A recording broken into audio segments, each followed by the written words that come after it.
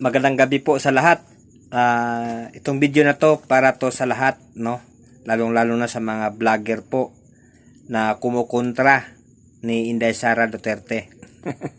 No? So napanood ko mga video nila, no?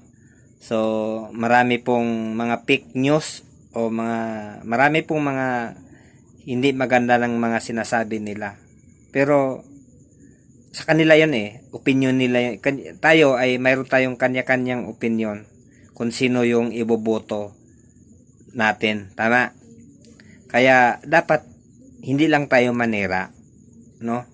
Kung boboto ka, kung sino yung iboboto mo, wag kang daming satsat para siraan mo yung hindi mo nagustuhang tao, 'di ba? Siraan mo isang tao para lang para umangat ka. 'Di ba? So hindi ganon. Tayong lahat buboto sa kung anong nasa puso natin, hindi mo pwedeng diktahan. Dahil ba sa paninira mo ay makumbinsi mo yung tao na suportahan yung kandidato mo? Hindi. Kasi tayo may kanya-kanyang opinion, may kanya-kanyang pananaw sa buhay at kung sinong karapat dapat iboboto. Sa dami-dami kong nakikita mga idol na mga vloggers, no? Pero mas maraming mga mabubuting tao na nagmahal sa bayan. Yung mga Duterte, nagmamahal sa mga Duterte. No, mas marami. Yung mga galit na galit sa mga Duterte, ilan lang yan? Wala pang milyon yan. Wala pang thousand yan. 'Di ba? Yung mga vlogger lang, yung mga vlogger na mga bayaran.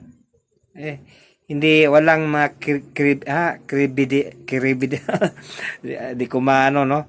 Kribidilid. No? Walang mga ano yan sila, no? Hindi paniwalaan, mga fake news yan. Mga fake news yan sila kasi mga bayaran.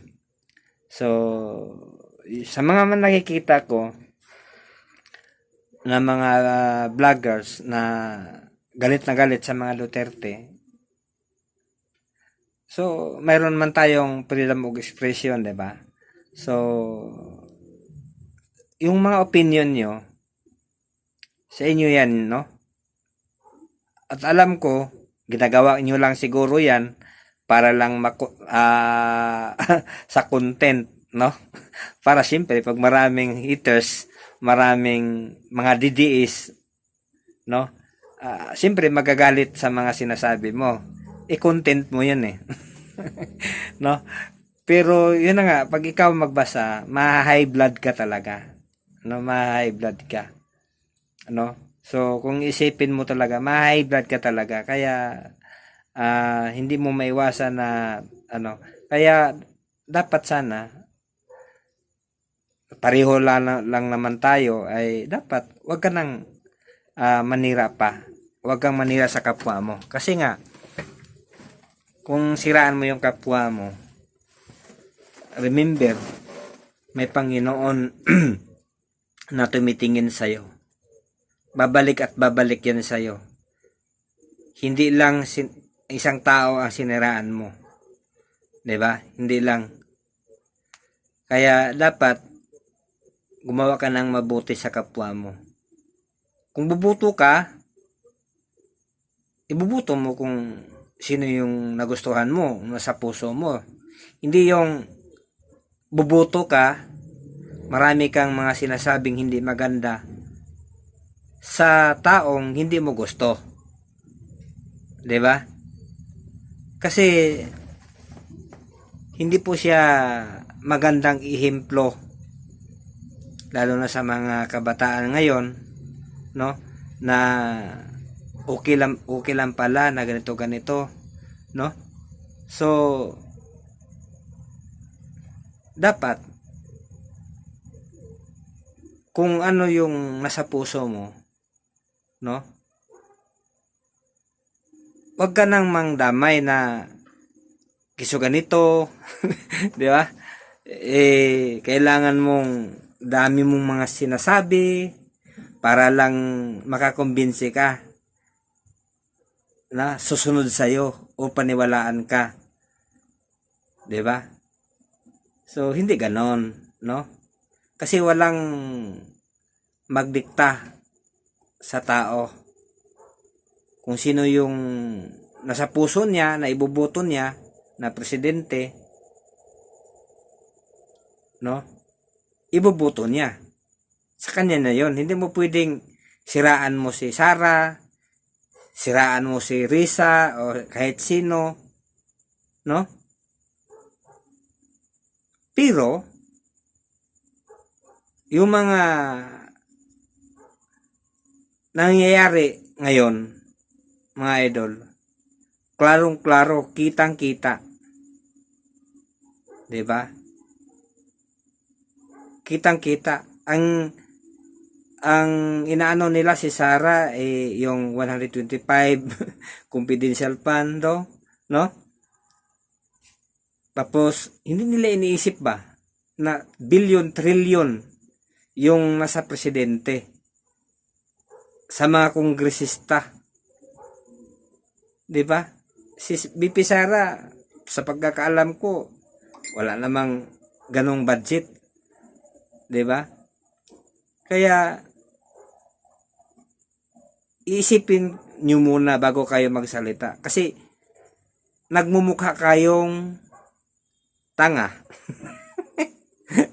'Di ba? Alam ng taong bayan Tapos 'yun lang ibabato nyo sa isang tao, no? Lost tayo daw yung 125. Natatawa ka na ma-high blood ka talaga pag manood ng mga ganyang klaseng mga tao, no? Sarap nako. Kung marunong na ako magmura, minumura ko na. Di ba? Alam nyo guys, lalo na sa mga vlogger na yan, no? Alam ko lang na ginagawa nyo lang yan para lang makapag no, makapag content para maraming bashers, no? The more maraming bashers, the more na kumikita ka. Yung sekreto no? So, isipin ko na lang na content mo yan Hindi ginawa mo lang yan para maraming mag-i-engage sa'yo. Di ba? Talino rin, no? Pero deeply, no? Hindi mo gawain yan, no? Ginawa mo lang dahil sa content. Yun po ang no? Nanira ka para lang sa content. Para kumikita ka. Yan ang naobserbahan ko lang, no? So, hindi ko alam kung bayad ba kayo, pero nasa sa inyo naman kung kayo po ay tumatanggap ng pera galing sa taong bayan, kasi saan galing yan? Sa taong bayan na binabayad sa inyo, 'di ba? So, kung ganon, isa din kayo ng mga kurakot. 'Di ba? Isa kayo. Kaya talagang dami yung mga sinasabi, no? Dapat ang ipagtanggol nyo, no? Yung mga mabubuting tao na nagsiservisyo ng tama para sa kapakanan ng taong bayan, para sa bayan. Yun dapat ang ipaglaban nyo, no? Pero sa nakikita ko mga idol, sobrang mas marami talagang nagbablog din ngayon na isa na ako din, no? Isa na ako sa supporters ni Inday Sara o sa mga Duterte. Kasi kung wala mga Duterte, no? Ano kaya ang itsura? Kahit siguro mga hayop, aso, pusa, adik. 'Di ba? Ngayon, grabe ngayon.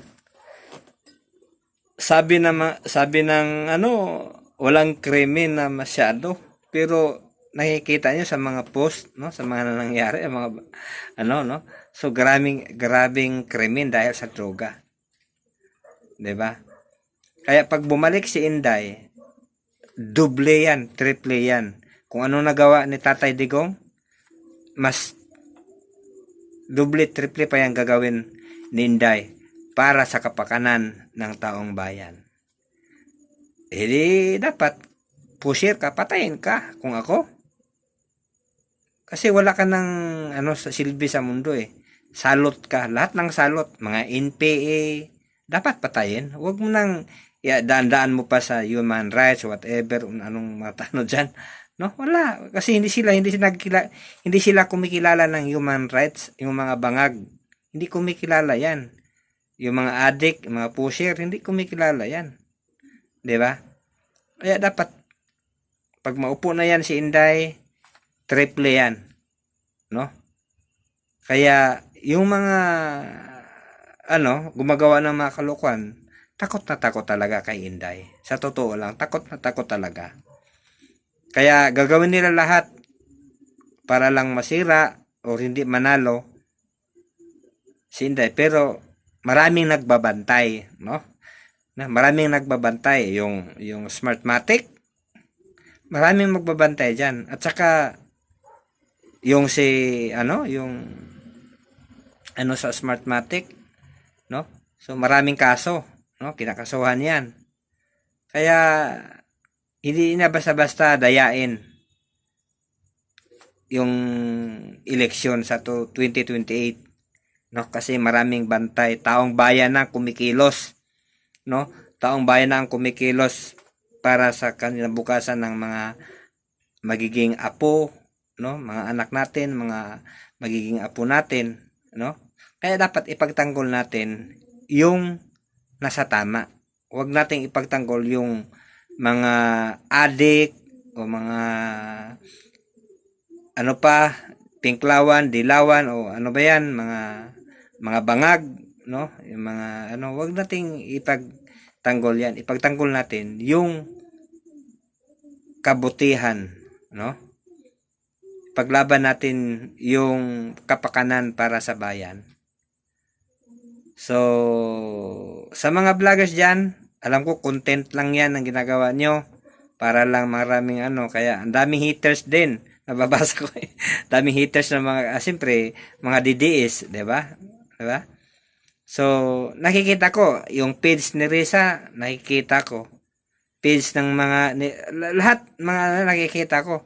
Pero yung mga comment binabasa ko, mas marami talagang DDS. Ilan lang yung nila, no? Pero yung nandoon nila, mga DDS, sobrang dami. Kaya mas marami nagmamahal sa mga Duterte. Kaya ilan lang sila. Kaya kahit anong gawin nilang paninira, hindi yan maka-apekto sa taong bayan sa nagmamahal sa mga Duterte. So, yun lang guys. Please share and follow. Bye-bye!